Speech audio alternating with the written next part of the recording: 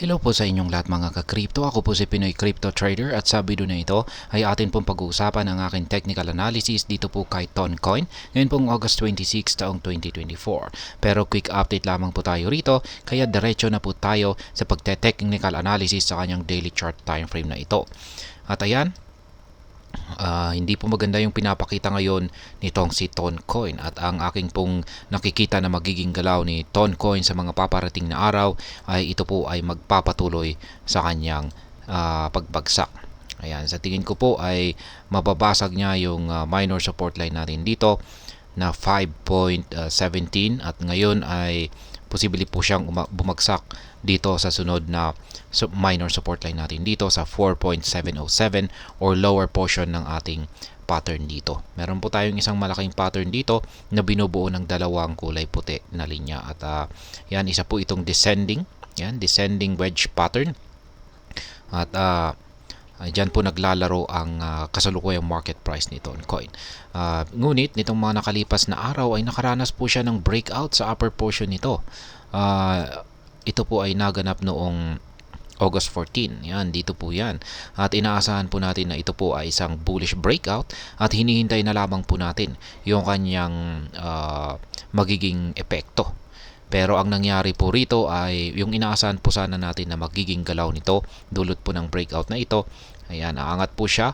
Magkakaroon ng correction. Tapos, ayan, aangat na po siya. Tataas na po siya para patamaan yung sunod na major resistance line natin. Yan po yung inaasahan natin na mangyayari rito. Ngunit may nangyari po kasing hindi magandang isang balita dito. Yan, may isang hindi magandang balita.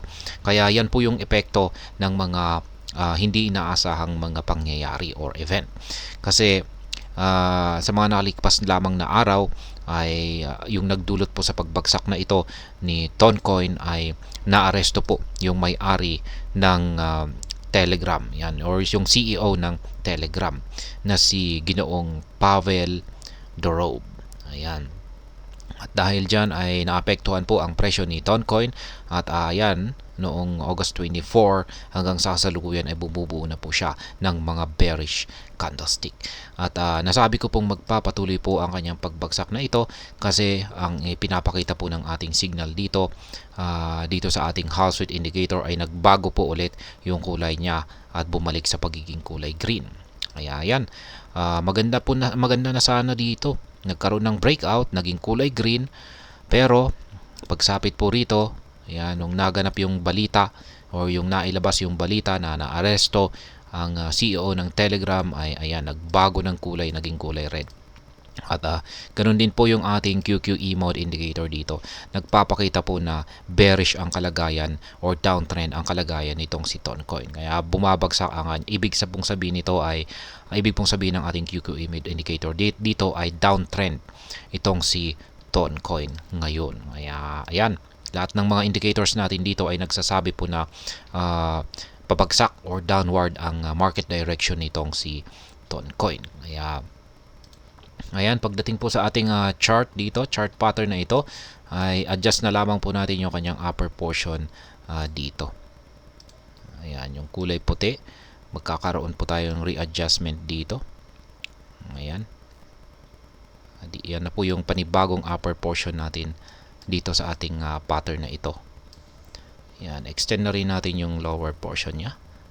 Para yan, mas malinaw po nating nakikita na patuloy pa rin po na naglalaro sa loob ng ating pattern na ito ang market price nitong si Toncoin.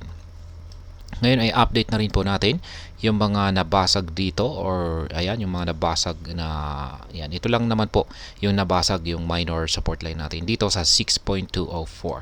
Kaya palitan po natin ng kulay at gawin po natin kulay green. Yung color coding po natin dito is lahat ng mga kulay green ay resistance line. Lahat naman po ng mga kulay red ay mga support line. Ngayon ay pagdating naman po sa ating trading ay meron po tayong dalawa rito na pending order na na-trigger. Yan, dalawang buy pending order.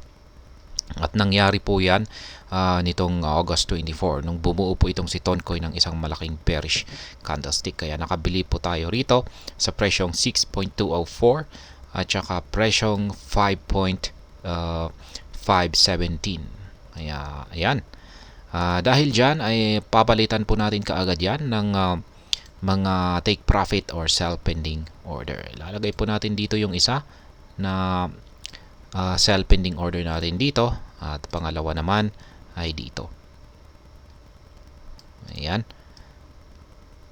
Ngayon ay yan na po yung updated na mga live spot trading positions ko dito kay Toncoin. Ngayon ay magdadagdag po tayo ng isang buy pending order dito sa ibaba kasi nag-iisa na lamang po yung buy pending order natin dito.